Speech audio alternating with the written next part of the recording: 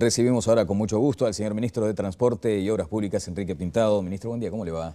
Bien, recuperándonos de una extensa gira. Del jet lag, qué tremendo ese tema, ¿no? De la descompensación horaria. Es grande, fuerte, además cuando uno se pone con más edad más lo sufre. Y en esta gira, cuando nos adaptábamos, teníamos que salir a otro país. Claro, cuando estaban aterrizando ya había que despegar, más o menos. El presidente, de cualquier modo, resistió hasta donde pudo. Una agenda que algunos dijeron, bueno, pero ¿quién armó esto? ¿El enemigo? Sí, fue el que más, él mismo lo dijo en la reunión con los uruguayos en Madrid. Él fue el que más resistió de todos. Yo no sé de dónde saca la fuerza, pero creo que es la convicción de una misión que era importante para el Uruguay y que realmente lo fue. Yo era la tercera vez que concurría a China. Esta es la misión más pequeña que me tocó. En una oportunidad fui con el que fuera presidente de la Cámara de Diputados, Julio Cardoso. En la primera vez fui con el presidente Jorge Valle y esta fue sin duda la mejor visita de todas, por los resultados, por la calidad y además por el presidente de la República, que más allá de que uno pueda estar o no de acuerdo con él, yo diría que tenemos uno de los presidentes más conocidos mundialmente, que despierta una admiración y que generó incluso emocionar a gente que traducción mediante iba recogiendo lo que decía el presidente, pero sin la entonación que él le pone. Y yo lo vi al presidente chino en una entrevista que estaba pactada para pocos minutos y que se extendió mucho, a abrazarlo emocionadamente. Claro, los chinos le dan mucho valor al tema de que haya conocido a Mao Zedong hace 50 años, pero lo que decía el presidente, lo vi con su majestad el rey Juan Carlos, con los empresarios de Santander que fueron a la ciudad del Banco Santander, y realmente todo el mundo escuchando con un silencio y esperando su palabra. Ni que hablar con la comunidad uruguaya o las conversaciones pequeñas. En La Coruña me tocó vivir una privada ahí entre los concejales, donde el presidente emocionado les agradecía a los gallegos, vaya si tenemos que ver con los gallegos, ese parto de esperanza y dolor que fue la partida de muchos desde el puerto de La Coruña. Claro. Bueno, está esta estatura humana que ha adquirido el presidente de la República, como usted lo dice, y eso quedó claro. Ahora, cuando uno llega a Uruguay, apela a aquella frase en latín, ¿no? Res non verba, hechos no palabras. Y el presidente el otro día, en la radio, anuncia justamente que un componente fuerte, importante, destacado de esta gira es la inversión prevista para obras de caminería, para obras también con el puerto de Aguas Profundas y el ferrocarril, que parece ser ahí un poco el talón de Aquiles de todo esto. Ahí lo que señala el presidente con razón y yo lo comparto, ahora como que la cuestión está de nuestro lado, tenemos que analizar, la decisión política de los demás está, la voluntad está, el tema es que nosotros tenemos que hacer compatible esa decisión y esa voluntad política con nuestras normas jurídicas. No podemos perder transparencia, no podemos perder, porque claro, hay países que están acostumbrados a caer con toda la inversión y con sus propias empresas, pero nosotros somos un país pequeño que tenemos que buscar las maneras de compatibilizar esas cosas de modo tal de no afectar la competencia entre privados, la competencia entre inversores, pero creo que todo eso es posible en la medida que, por ejemplo, el puerto de Aguas Profundas está pensado en etapas y en cada etapa puede participar Brasil, España, China, en fin. Es más, de la gira nosotros nos traemos con la ministra de Fomento, que es nuestra símil en España, que en julio ella estaría viniendo, en julio o agosto estaría llegando aquí con empresarios españoles para ver oportunidades de inversión en conjunto con empresarios uruguayos. Así que todo está dado. Hoy yo voy a plantear en el Consejo de Ministros la necesidad de crear un grupo de trabajo, no para el puerto de Aguas Profundas que está creado, sino para ver cómo canalizamos las inversiones en infraestructura del ferrocarril, porque no olvidemos que ya hay 200 millones de dólares aprobados por el FOSE, 75 de ellos ya se están ejecutando en una licitación que vamos a adjudicar ahora, los otros 130 están el pliego a consideración de los fondos de convergencia del Mercosur, que no bien nos den el ok, ponemos a disposición del sector privado eso, pero nos falta conectar Tacuarembó con Fraiventos con Nueva Palmira y Montes del Plata, que eso sería obra nueva, y lo que va a ser la conexión ferroviaria con el puerto de Aguas Profundas. Esas son inversiones multimillonarias que tenemos que aprovechar marcos jurídicos para que vengan esta gente de afuera. Está bien, de cualquier modo es un hecho entonces que el ferrocarril como medio de transporte de cargas es viable, no está en discusión eso, porque el propio presidente de AFE ha sido muy crítico en cuanto a esta dilatoria para tomar decisiones. Sí, yo creo que no es dilatoria, porque en realidad lo que tiene que ocurrir es que se tiene que invertir los 200 millones de dólares que están a disposición. Hace 50 años que abandonamos el ferrocarril, en el gobierno de Tabaré Vázquez se invirtieron 60 millones de dólares, fue una revolución. En este gobierno se van a invertir 200 millones de dólares, hay que ponerse a trabajar y resolverlo. ¿Pero para quién es ese pedido de que se ponga a No, porque en trabajar? realidad es el FOSEN el que tiene que resolvernos el pliego, el otro está en proceso de adjudicación. ¿Por qué no adjudicamos? Porque el segundo interpuso un recurso que dice que está mal ganado el primero, estas cosas que ocurren siempre en el Uruguay. Yo creo que nosotros hay una definición de la política que dice que es administrar recursos escasos. Entonces nosotros no estamos ni para ser cronistas de la realidad, ni para lamentarnos de la realidad que tenemos. Los recursos que hay son los que hay. Yo no tengo, como me pasó en Turquía, que el ministro de Transporte disponía de 8.500 millones de euros para hacer una carretera de 400 kilómetros que incluye el segundo puente más largo del mundo. Bueno, no lo tengo.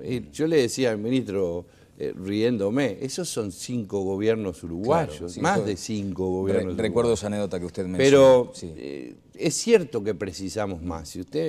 Si yo me pongo en el platillo de lo que preciso, no terminamos acá a llorar. Ahora, el problema es que, o la verdad es que tampoco, nunca se invirtió tanto, por ejemplo, en rutas como se ha invertido ahora desde 2008 a la fecha, a 200 millones de dólares por año. Claro, hay algunos estudios que entendían que había como un desfasaje en la inversión en materia vial de unos 1.000 millones de dólares y que eso se iba compasando, pero que era necesario invertir por año aproximadamente unos 400 millones de dólares, estamos en la mitad. Estamos en la mitad, pero comparado en términos históricos, estamos 2 veces más de lo que invertíamos.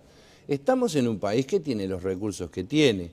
¿Cuáles son las vías de financiamiento de los recursos? Los impuestos. Yo, la verdad, no creo que el camino sea poner más impuestos.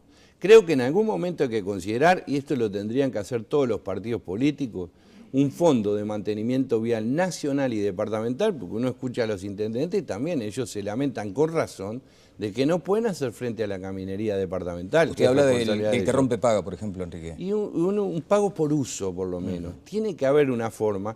Hay tecnología hoy disponible que permite incluso tener precios diferenciales según el estado de la ruta, según el avance, según el tráfico.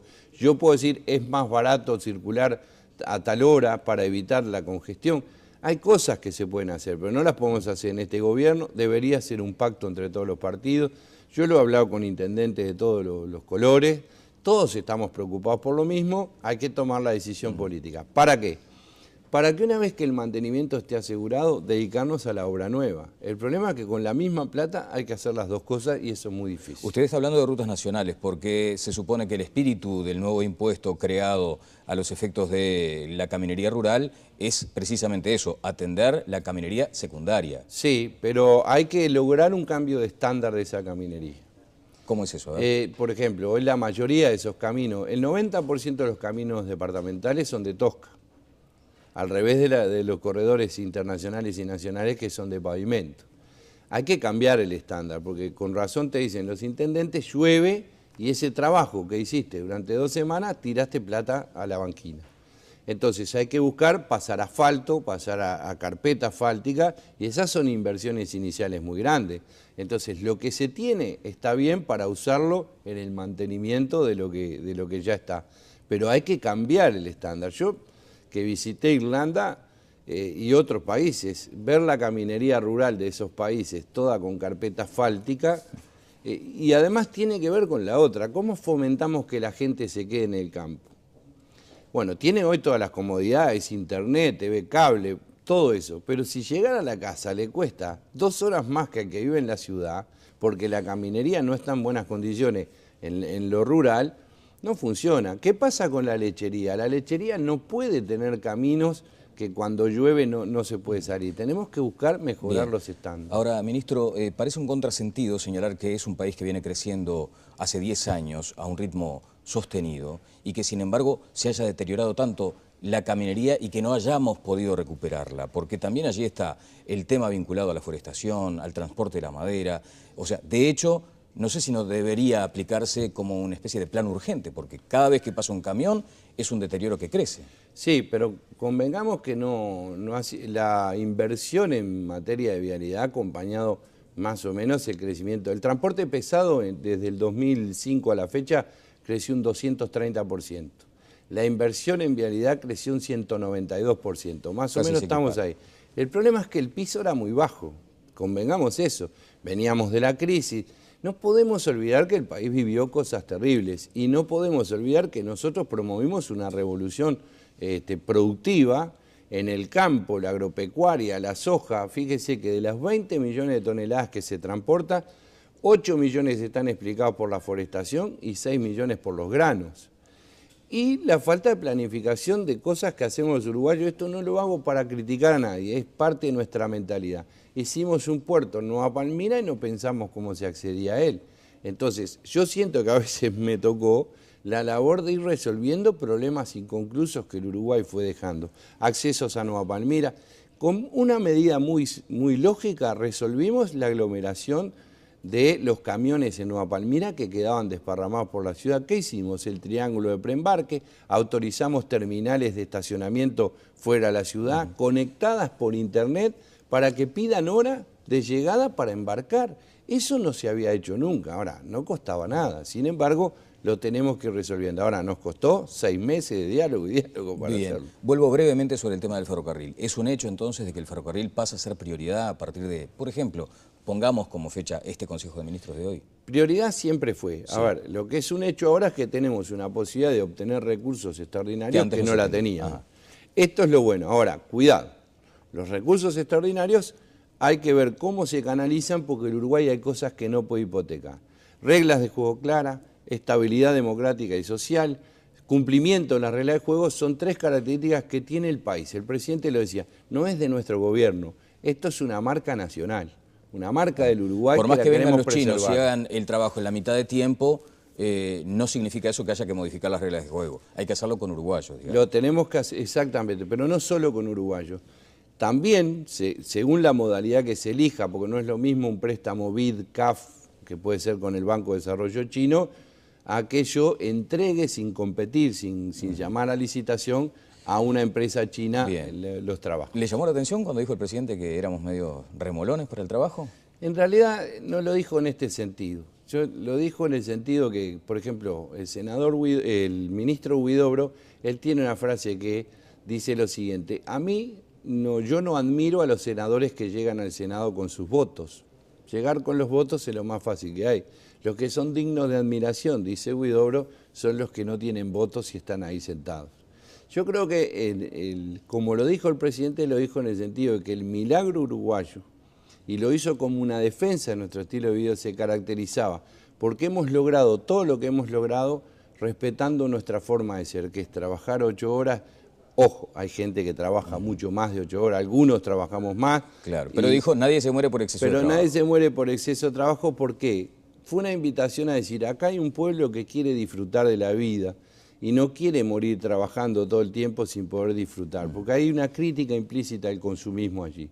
Cuidado que nosotros estamos teniendo algunos síntomas de eso, pero este andar cansino los uruguayos de querer disfrutar de la vida, de los amigos, de la esposa, de los amores, bueno, eso es lo que reivindicó.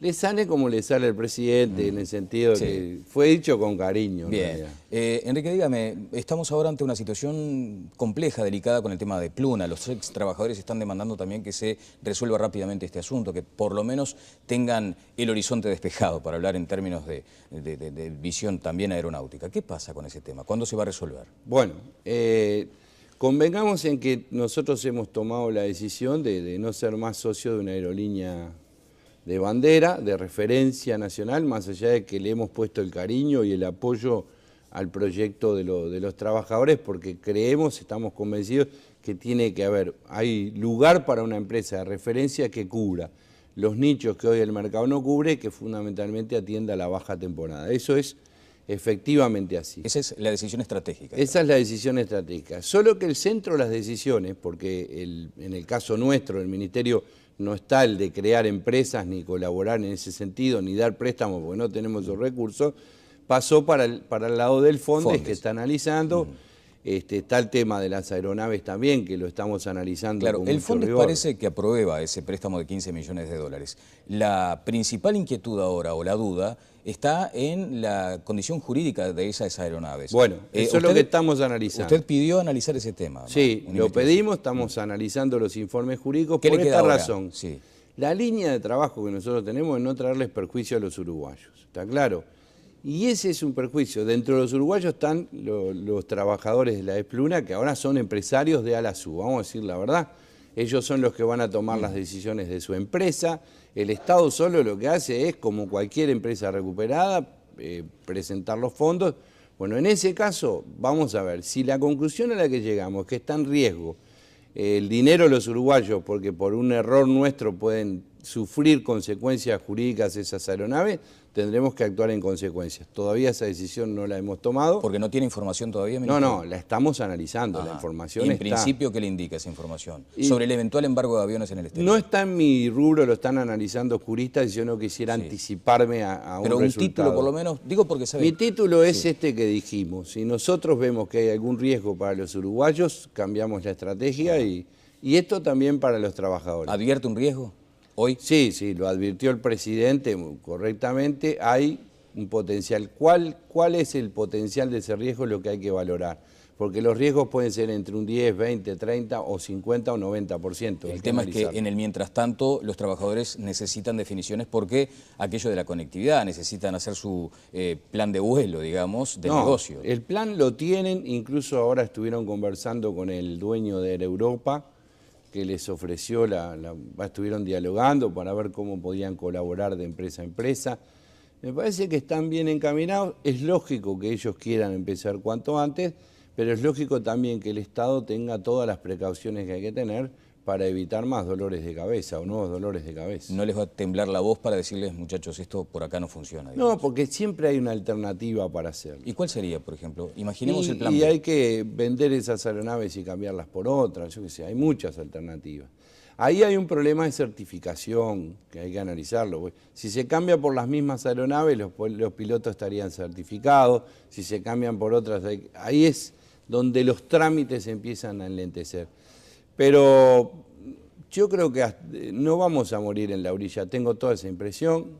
Hay que ir paso a paso, entiendo la desesperación, pero nosotros gobernamos para todos los uruguayos y no podemos poner en riesgo la situación fiscal de la gente, porque esto lo paga la gente si nosotros cometemos errores. Mirado en perspectiva, ¿considera que debería haberse meditado un poco más la liquidación de Pluna en su momento? Yo creo que no. Mire, a los gobernantes hay decisiones que nos gustan y otras que no, y no las hacemos siempre en la búsqueda del aplauso.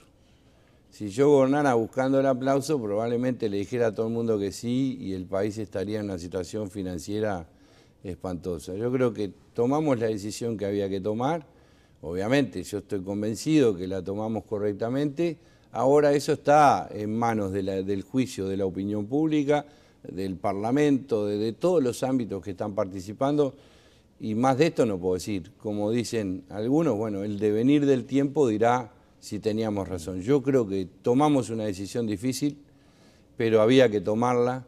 Y estamos acostumbrados. Yo me empecé a acostumbrar a resolver problemas del Uruguay inconcluso.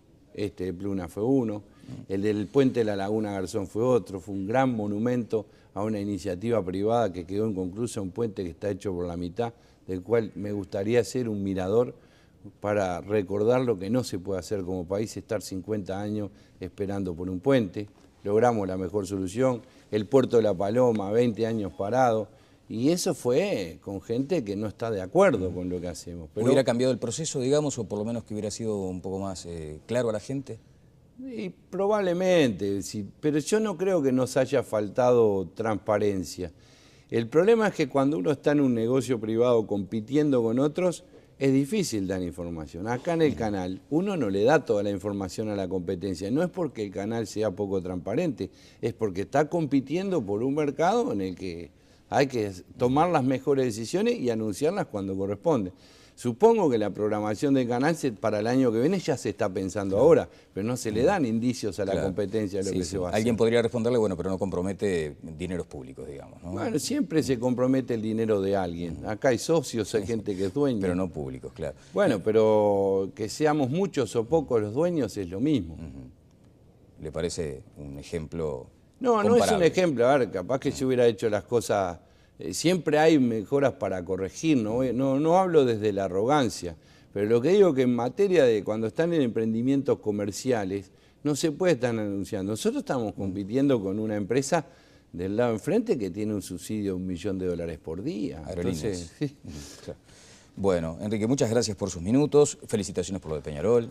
Bueno, lo del estadio, ¿qué pasa con el estadio? Esta es una típica decisión privada. ¿Quedará como el puente? No, yo tengo la confianza, es parte de... Pero es una decisión privada, el Estado no interviene. La verdad que ojalá se dé, creo que el Estado interviene porque allí está el factor preponderante del préstamo del Grou. Sí, pero un préstamo es un préstamo, el préstamo se paga, claro, el Estado no hace ninguna donación, y menos el presidente del Banco de República, que es notoriamente hincha de Nacional, le va a dar a Peñarol ninguna chance, nada, esto fue una broma, lo tratan como cualquier cliente, pero en fin, es lo que... ¿Le consta que en algún momento se mencionó esa cuestión de a veces los colores futboleros metidos en decisiones estratégicas? Sí, pero no es lo que caracteriza a un profesional de la talla de Galoya que se separa de eso. Yo he compartido clásicos con Galoya donde empezamos mal y terminamos muy bien. Bueno, pero ¿sale o no sale el estadio? Yo creo que sí, pero eso depende de Peñarol, de los inversores que estén ahí. Tengo amigos que por suerte han comprado palcos y me van a invitar. No, yo no me da... No me da los recursos. Además lo hubiera invertido en ruta claro. Si tenía para el palco. Bueno, muchas gracias. Daniel, un placer haberte visto, que hacía tiempo que no nos veía. Es verdad. Bueno, muy amable como siempre, ha sido muy grato. Vamos a la pausa y seguimos adelante en Telebuen Día.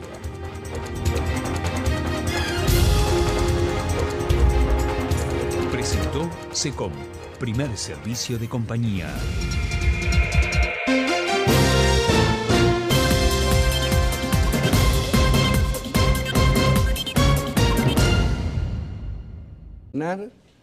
A gente que traducción mediante iba recogiendo lo que decía el presidente, pero sin la entonación que él le pone. Y yo lo vi al presidente chino en una entrevista que estaba pactada para pocos minutos y que se extendió mucho, a abrazarlo emocionadamente. Claro, los chinos le dan mucho valor al tema de que haya conocido a Mao Zedong hace 50 años, pero lo que decía el presidente lo vi con su... El presidente de cualquier modo resistió hasta donde pudo. Una agenda que algunos dijeron, bueno, pero ¿quién armó esto? ¿El enemigo? Sí, fue el que más... Él mismo lo dijo en la reunión con los uruguayos en Madrid. Él fue el que más resistió de todos. Yo no sé de dónde saca la fuerza. Pero creo que es la convicción de una misión que era importante para el Uruguay y que realmente lo fue. Yo era la tercera vez que concurría a China, esta es la misión más pequeña que me tocó, una oportunidad. Recibimos ahora con mucho gusto al señor Ministro de Transporte y Obras Públicas, Enrique Pintado. Ministro, buen día, ¿cómo le va? Bien, recuperándonos de una extensa gira. Del jet lag, qué tremendo ese tema, ¿no? De la descompensación horaria. Es grande, fuerte, además cuando uno se pone con más edad más lo sufre. Y en esta gira, cuando nos adaptábamos, teníamos que salir a otro país. Claro, cuando estaban aterrizando ya había que despegar, más o menos. Su Majestad el Rey Juan Carlos, con los empresarios de Santander, que fueron a la ciudad del Banco Santander, y realmente todo el mundo escuchando con un silencio y esperando su palabra. Ni que hablar con la comunidad uruguaya o las conversaciones pequeñas. En La Coruña me tocó vivir una privada ahí entre los concejales, donde el presidente emocionado les agradecía a los gallegos, vaya si tenemos que ver con los gallegos, ese parto de esperanza y dolor que fui con él, que fuera presidente de la Cámara de Diputados, Julio Cardoso. En la primera vez fui con el presidente Jorge Valle y esta fue sin duda la mejor visita de todas, por los resultados, por la calidad y además por el presidente de la República, que más allá de que uno pueda estar o no de acuerdo con él, yo diría que tenemos uno de los presidentes más conocidos mundialmente, que despierta una admiración y que generó incluso emoción.